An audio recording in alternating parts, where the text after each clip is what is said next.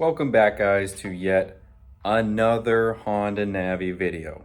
I'm going to start off this video with a massive apology to everybody who is subscribed to me and watched my videos. Due to my declining health situation for a month and a half there, I struggle with an upper respiratory infection. Delayed this video by a really long time, probably about a month and a half. I apologize for that, but I mean, the content is coming and I did promise it, so here we are. If you guys remember, in the last video, we had just gotten done installing the man-in-the-box intake for the Honda NAVI.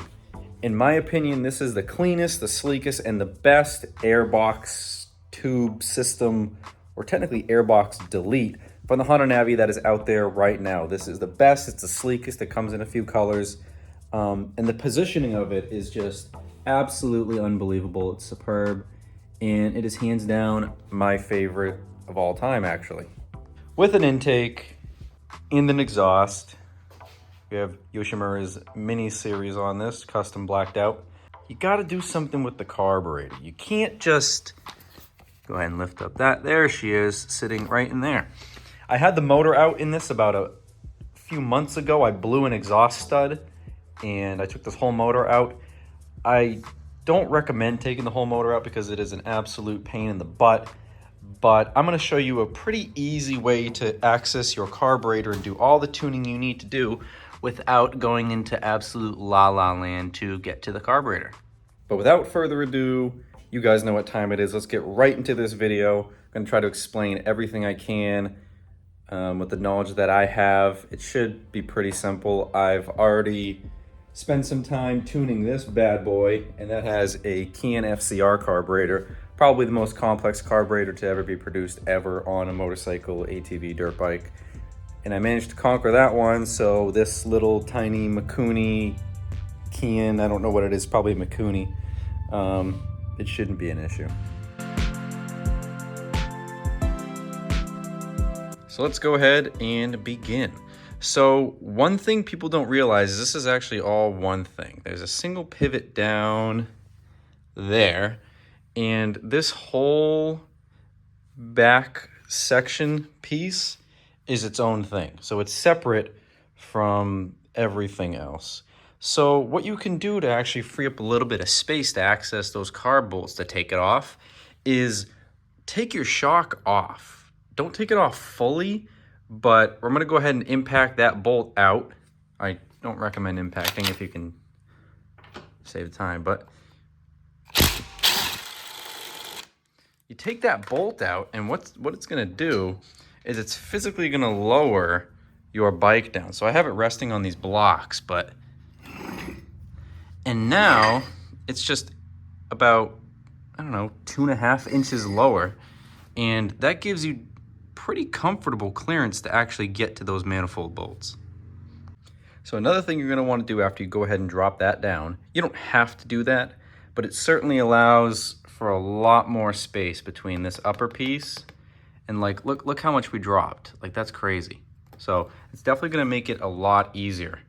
But we are dealing with the carburetor, so the next thing we're going to want to do is shut your fuel off, okay?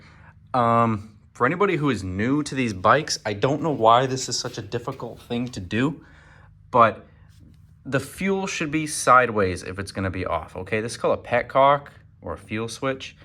Sideways is off, up is reserve, and down is on, obviously.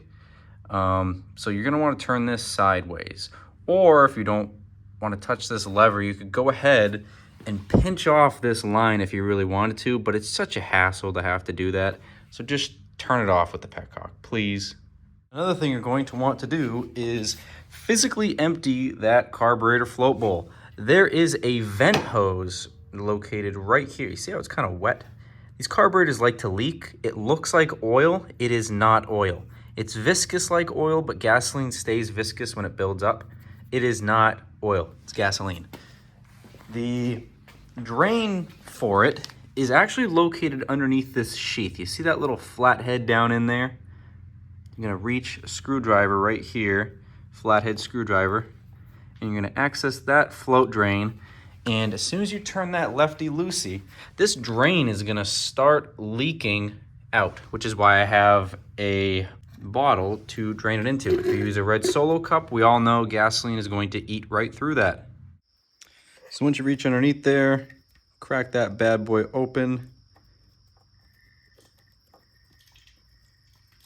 Go ahead and crack that open, and you will see that it is draining right into the bottle. You can get an oil sump pan if you want and go ahead and put it on the bottom of this. And then once that stops leaking, you will be all set to remove it, and you can go ahead and close that valve. This does not eliminate all of the gasoline that builds up in the carburetor. That just empties a lot of what's in the float bowl. There's still gasoline trapped in passages that you can't see, but we will deal with that once the carburetor is coming off the bike. You just be very, very aware of that. And next up on the list for disassembly is the fuel intake hose. So it's held on with this little clamp. You can take needle nose pliers, just squeeze that, back that around the curve so it stays. This might leak out a little bit of gas. You can go ahead and get a paper towel if you want. I think I'm gonna do that real quick. Go ahead and just put that underneath it. I'm pretty sure you can actually pull this off with your hand. I don't think this is anything special. Nope, it's kind of seized on there. Okay, so go ahead and take your flathead from earlier, and I think you can go ahead and just kind of pry this off. Yeah, so after you get it off that, pretty much just pull this, and you see a little bit of gas coming out, but that is just what is trapped in the fuel line before you shut your petcock off, and it should just start dripping until it runs out, and then you should be all set. The next order of business is taking off your choke cable. This choke cable is what this controls. Fun fact. This is what enables your bike to start a little bit easier when the temperatures or elevation changes. That is what that does. So you can go ahead and disconnect this by forcefully pulling this forward. Just pull it out with your finger. It's gonna be impressive if I can do this with one hand. Ooh, yeah. So there's 2 screws, but I think you just need to undo that screw, and this clamp for the choke cable will come right off. So I'm gonna go ahead and undo this clamp real quick. It's a Phillips, so it's nothing really special. Take that fuel line and get that out of the way. And I believe that just comes right off, and it bounces up into oblivion. It's just up there. Pretty sure if you just reach up, you can pull it back down. It's not gone forever. I would go ahead and just tighten this a little bit just so you don't lose track of it in case it decides to fly anywhere. And we are on to taking your intake off next. So unfortunately for a lot of people, I don't have the stock intake. So the way that I'm gonna go ahead and take this off is different than the stock airbox. But pretty much the only thing you have to do is there's 2 bolts right here for the stock air unit. And then there's gonna be a bolt for your fender behind here and up here by the shock. And then you just have to deal with that hose clamp on the right side of the bike. You come in from this way, and this whole thing should just mosey on out. All right, and just like that, we are completely exposed pretty much. To take off this carburetor fully, there's actually 2 things holding this on. So it is a lot easier that you see these 2 8mm screws. It goes through past this rod. There's one on the other side as well. Do not take the carburetor off from there. Don't even bother. It is such a big pain in the butt. You see those 2 10mm nuts coming off the motor on the intake? Take that off. Take those off. And what that's gonna do is just lift up the manifold with the carburetor, and then you can just take the whole carburetor off. It is a lot A lot easier than trying to get to those two 8mm and just sitting here turning all day just to try to loosen those. We're on the right side of the motorcycle. Moped, scooter thing. Unfortunately, as you can see, there is an EGR tube going to your intake.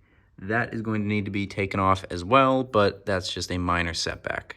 That just pulls off easier than what we did with the fuel line. And then what you can go ahead and do next is, this is your fuel line that is still dabbling fuel, which isn't a huge deal. Go ahead and tuck that back in there out of the way.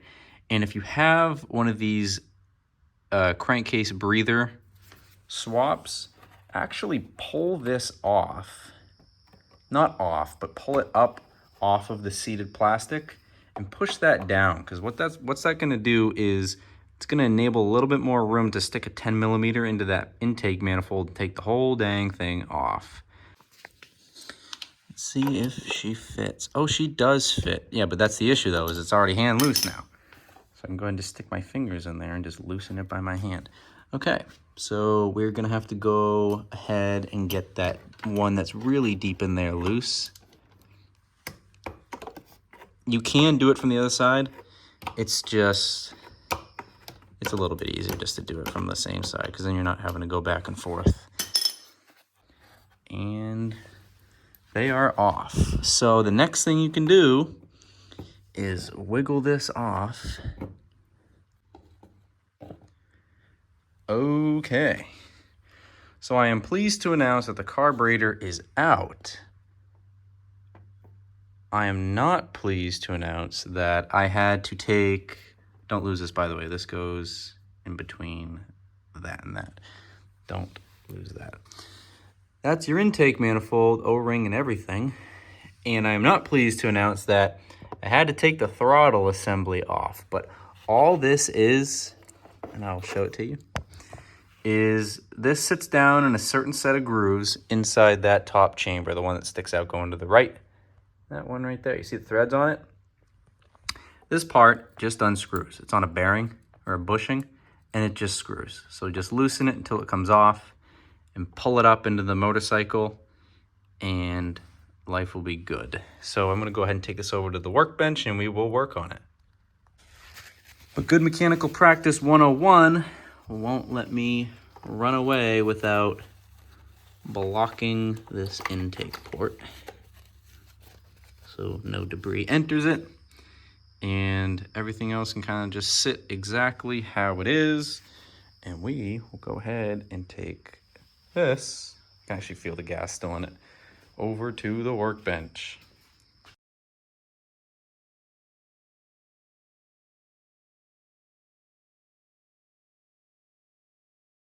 So if you've made it this far, I'm actually extremely impressed. Not many people want to work on their bikes as much as you do, and I do, but unfortunately now you're going to have to learn how a carburetor works in order for your motorcycle to work properly.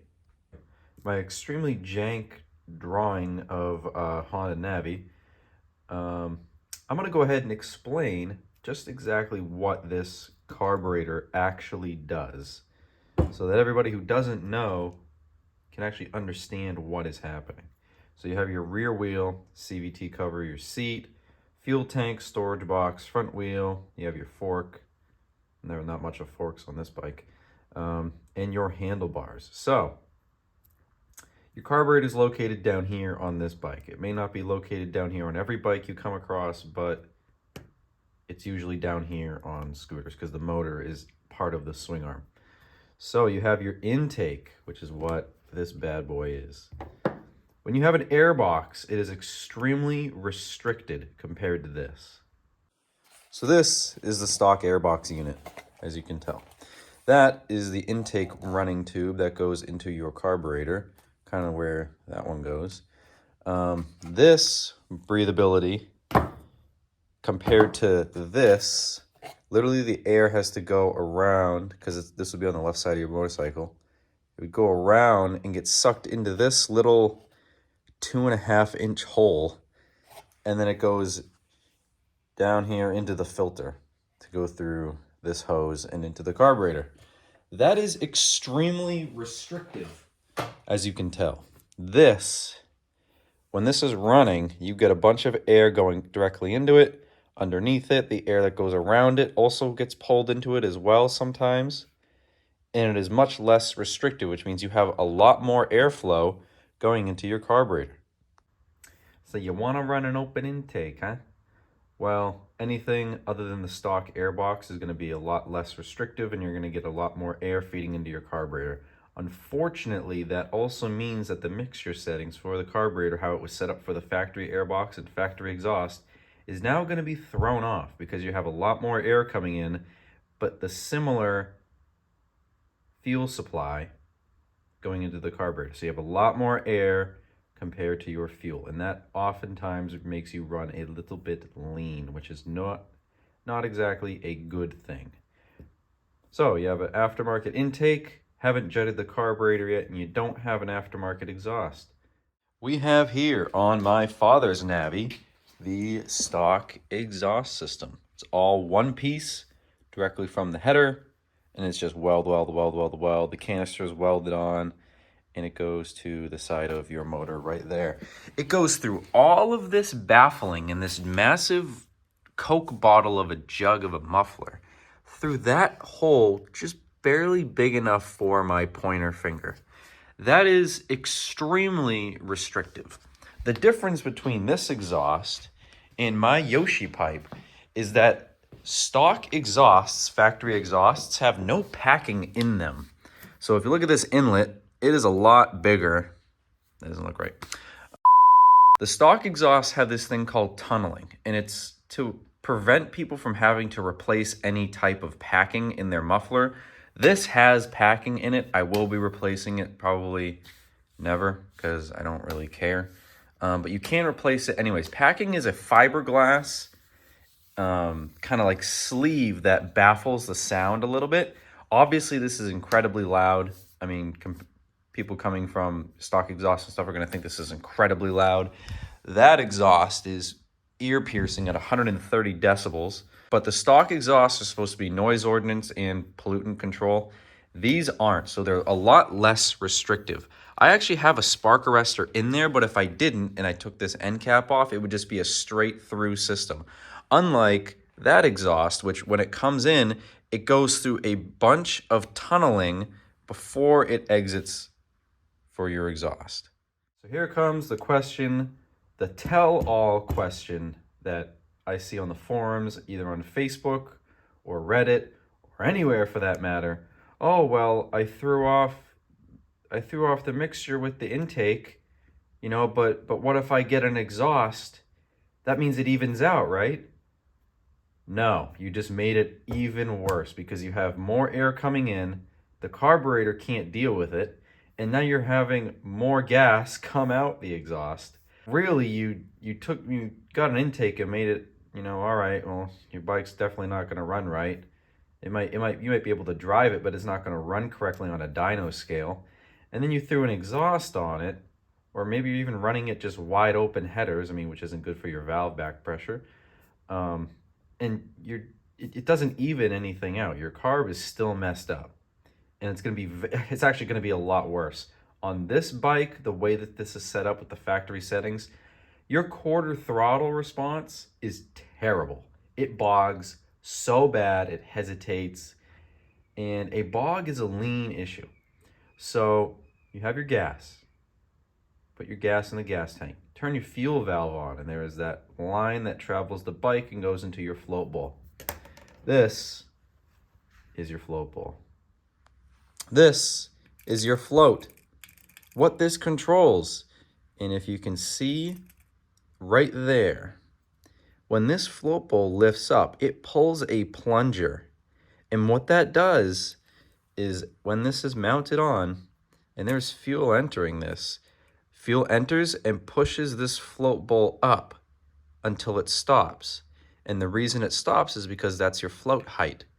When this is pushed up, because the bowl is filling with fuel, this bowl fills with fuel, comes in from that line. It's actually a pretty simple carburetor. And it fills that. This plunger blocks off that hole completely. And what it enables is gas to stay in this bowl area for these jets to suck it up and form a proper mixture to come through this carb and into your motor. Another thing people don't understand is, oh, well, my bike actually, it runs a little bit better when I turn the choke on. This is the choke. It physically chokes the motor. So in hard starting situations when it's cold and nothing has expanded, the metal inside the motor hasn't expanded, your tolerances are a lot tighter and the motor's cold. So the fuel ratio has to really amp itself up. So this is the intake side of the carburetor. When you activate your choke cable, it throws this butterfly valve across the opening. And what that does is you still need air to get to the mixture for it to ignite, but this helps and aids with starting.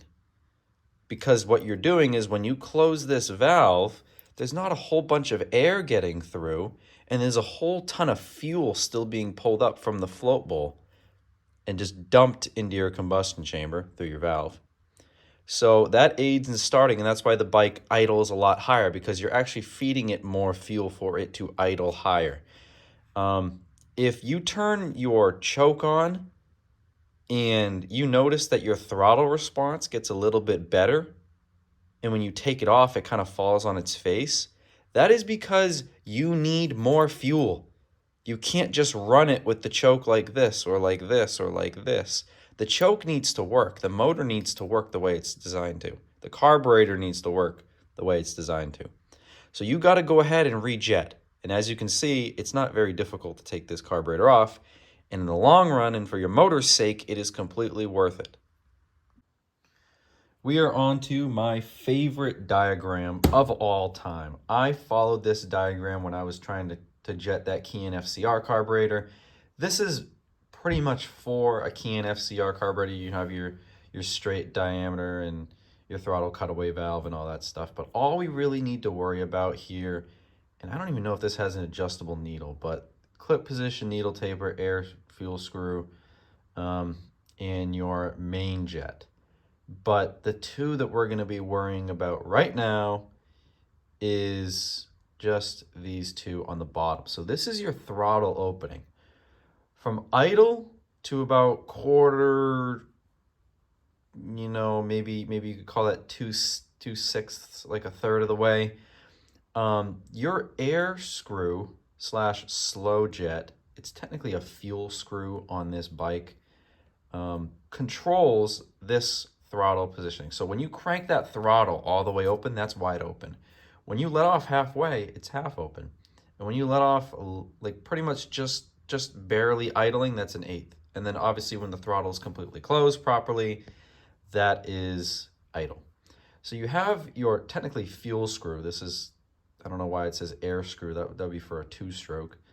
You have this right here. Let me show you. So this is your main jet. This is your pilot jet. So the pilot is going to be bumped up to a 38 is what they recommend for the Honda NAVI, but we're not going to get into that just yet. So you have these two jets. There's no splash guard here, unlike on the big sport bikes. A splash guard prevents fuel from sloshing around and developing air pockets. It's just a cheap Key carburetor, Key FCR, Jesus Christ. It's actually really, really nice. Key carburetors are extremely nice, but regardless.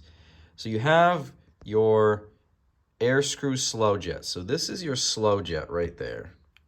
This one right here.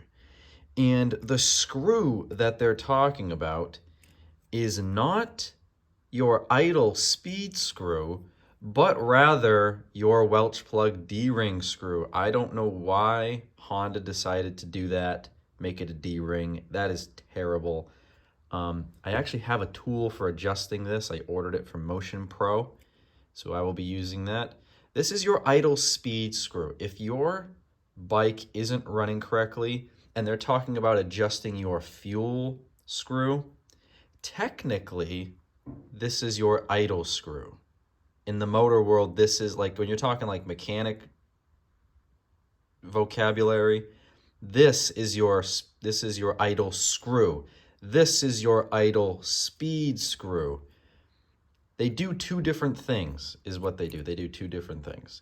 This, so when you go ahead and upgrade this jet, it's about this small. When you upgrade it to a 38, the opening gets a little bit bigger, so it allows more fuel through that passage. When you allow more fuel, you need to be able to fine tune it. And that, see how they're in line with each other?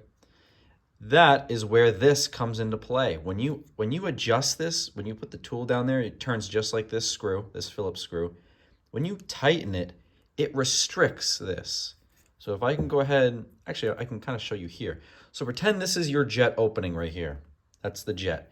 When you tighten that, this needle comes out of the wall and it blocks off a little bit of it. When you turn it all the way in, there's just a very smidge margin of fuel getting by. When you back this all the way out, the jet becomes pretty much fully open. There is a certain setting that you're going to have to do for this. That's usually between 1.5 turns and 3 turns. And if the bike isn't running correctly, when this is turned between 1.5 turns out and 3 turns out, you're going to have to go up or down on your pilot jet. And oh Lord, the main jet. As you can tell, these overlap because everything works the way that it needs to. You don't have to worry about pretty much any of these. The needle taper is that thing that we left on the bike. I can do a little bit of a thing with that real quick. Okay, look at this thing. So, ooh, this might be adjustable. Is it? No, I don't believe it is. It might be, though. I don't know. Oh, it's got grooves. No, it's got grooves. It's adjustable. That needle's adjustable. I won't be touching it because there's no need to. But what it means by needle diameter is you see how round, see how it tapers this needle? It's kind of like a syringe. The diameter and the pitch that this goes to has an extreme effect on how the carburetor works. People throw new needles in all the time. They replace them. In very optional cases, kind of like with that, needle diameter does come into play, and it is a huge, huge deal. On these simple carburetors with a little bike like that that's just designed to be fuel efficient, you don't have to mess with the needle. All right, and we're back. So, I explained to you what the needle taper is. And the clip position, all that does is on the needle, there's clips. So, however you want it, it adjusts the needle further down or further up. So, your air screw slow jet comes into play just under half throttle. And then from quarter throttle, the main air jet, or your main jet, comes into play here. And then it ramps up at wide open throttle. It's pretty much only running on the needle, which has something to do with your main jet as well, actually. When you look down this diameter tube, you see that hole at the very bottom? Your needle goes into that hole. When you go ahead and screw that thing down, you set that black thing down into it, and you can actually see the 2 grooves that black piece plunger thing sets into. When the needle is inserted, it blocks and obstructs the main jet. See that hole in it? That actually is a run through of that hole. You can actually see my finger. So that is how a carburetor pretty much works. So when you give it more throttle, that diameter gets pulled up by the throttle cable, and that allows more fuel to get into this jet, into the intake, and into your motor. All right. I can already tell this is going to be an extremely long video, and I apologize for that, but there's just so much that I want to say, and I want to try to make this as clear as possible to people so that people aren't left confused. I'm sure there's other NAVI videos out there that might explain it better than I do. I'm only human, don't worry. But yeah. So this is the S23 kit. I got this from Scooter Swap Shop, I believe.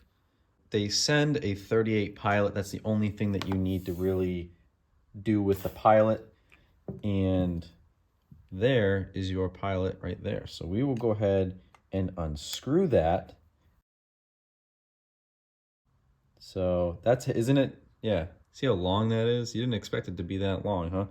But it has to make it through the float bowl into that column and into the intake. So it pretty much has to be that long.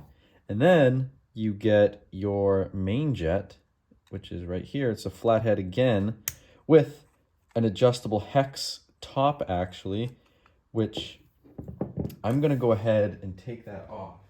It's a 7mm. That's kind of a rare wrench, but okay. I'm gonna go ahead and hold this and that, and I'm gonna unscrew this without unscrewing. Now the main jet's gonna be really short. It's literally just that tiny little thing. That's how they always look on these little carbs. I'm gonna go ahead and tighten this again. I don't need that loosening. So that's pretty much what's left. You can take your float out. I'll show you how to do that. Pull this pin through, and this float lifts right off. And you can go ahead and see that hole. And there is the plunger, that silver thing with the black tip. I'm just going to go ahead and throw this back in because there's no reason for me to have it out, but I showed you guys what it looks like in case you guys were curious. To set this back in, just align it and push this pin. I can actually zoom in for you. And push this pin back through that hole. And everything should line up because it's a straight diameter pin, so that goes right in like that. So that's your float. There's no real reason to take that off. So opening up the S23 jet kit, they give you everything except for adjustable pilot jets, but that's just because they did their research and found that the 38 actually works pretty well. So how do you know it's a 38 is it actually physically says 38 on the side.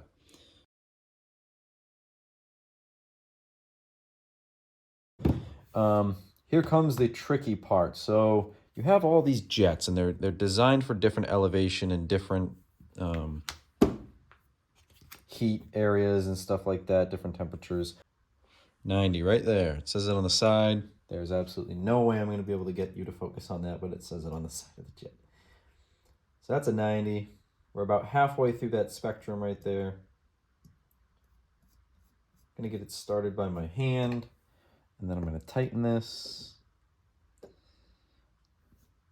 Making sure nothing wants to fall off or come off. These jets will go back into this kit so I don't lose them. To make life easier on us, I'm going to go ahead and assemble this float bowl right now.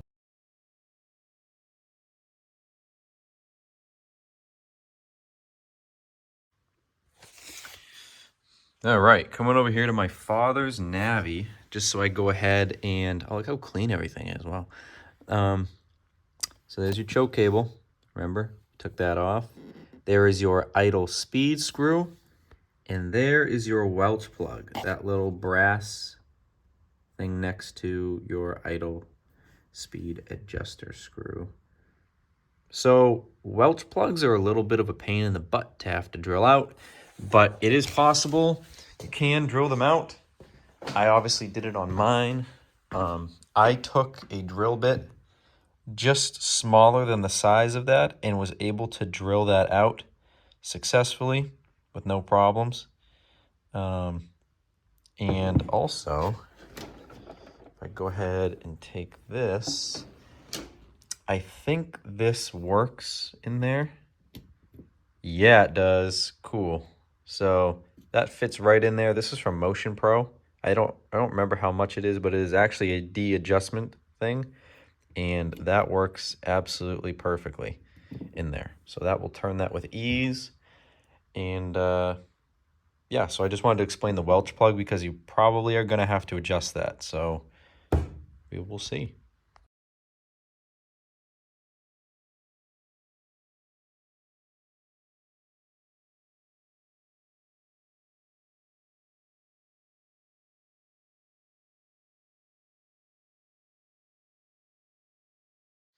All right. Everything is back on this bad boy. We got the EGR reconnected. We got our fuel connected. You can turn that on, let it sit for a little bit because the fuel has to go down that tube and into there. Always make sure and check to see if your carb leaks. It shouldn't. If it is, then there's a serious issue. Fuel lines reconnected, air box or lack of air box, open pod filter is connected. Choke is connected. Throttle cable is connected. And the drainage hose is run according to how it should be. Recommend you go for a ride even if it doesn't sound too well. So I'm gonna go ahead and do that real quick. First time starting it up. Let's try no choke and we will see if it actually needs a choke in order to start. Ready? No choke. So it was actually gonna go ahead and idle. So a common rule of thumb when dealing with carburetors is if it starts, that's terrible lighting. If it starts easy, then your pilot is correct, actually. I think that's what they say. I don't know about the Welch screw, your pilot screw, your fuel screw. I don't know if I need to adjust that, but what I can do is I can take it for a ride.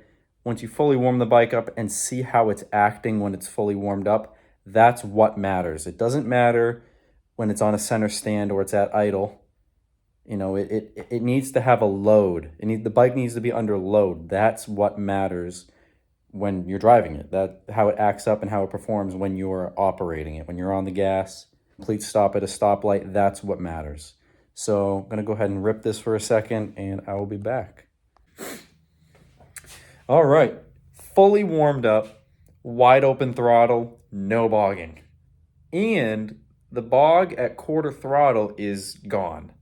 So I'm gonna go ahead and chalk it up and say that I got very, very lucky with my jetting. I'm at 280 feet above sea level. It's currently like 65 degrees out right now. So it is a little cold, but in the warmer temperatures, I think it'll be all right as well. I absolutely nailed this jetting, I believe. The one thing I'm having an issue with right now is when you come to a stop, it wants to die. So I believe that has something to do with the idle speed screw. So I'm gonna go ahead and adjust that and see if that makes a difference. So this is what I'm dealing with right now. Let's go ahead and start this up for you.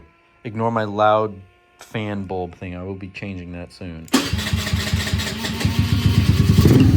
So watch what happens when I, see it's kind of idling? Watch what happens when I give it throttle. See how it hangs? Ready? Hear that? I'm not giving that gas. And then it drops down. That is a fuel screw issue. All right, so I am pleased to announce that I figured it out. It was a fuel screw issue and an idle speed mixture screw. For anybody who's wondering, let's get into it actually. Anybody who is near the elevation that I'm at around 280. I think I already said it before. We have no air leaks, no manifold leaks anywhere, any shape or form. Everything is good to go. We just had a fuel screw issue. This is actually blocked. So in order to get to that Welch plug and unblock it, I just had to do a quick thing. This screw holds your choke bracket on and it goes right there. I just had to take that off for a second so I could actually reach it. And I was able to find the stock adjustment for the fuel screw is 1.5 turns out from fully seated. And with this, it needed to be around, we were about 2.75 turns out on the fuel screw. And I don't know how many turns out I am on this, your idle speed screw, but it really, really comes way back down, which is phenomenal. And the bike is fully warm too, so it's set properly. I will go ahead and show you guys right now.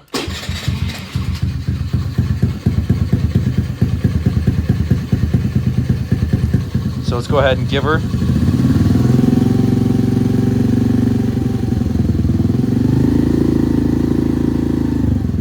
That's that quarter throttle bog that isn't there anymore. Just a quarter throttle. Completely gone. No stuttering, no buffering, no nothing. And let's go ahead and bring it back down. Ready? Let's get a good one where it would stick.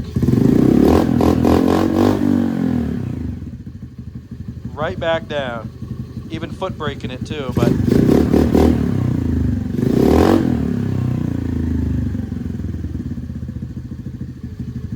right back down. So no problems whatsoever.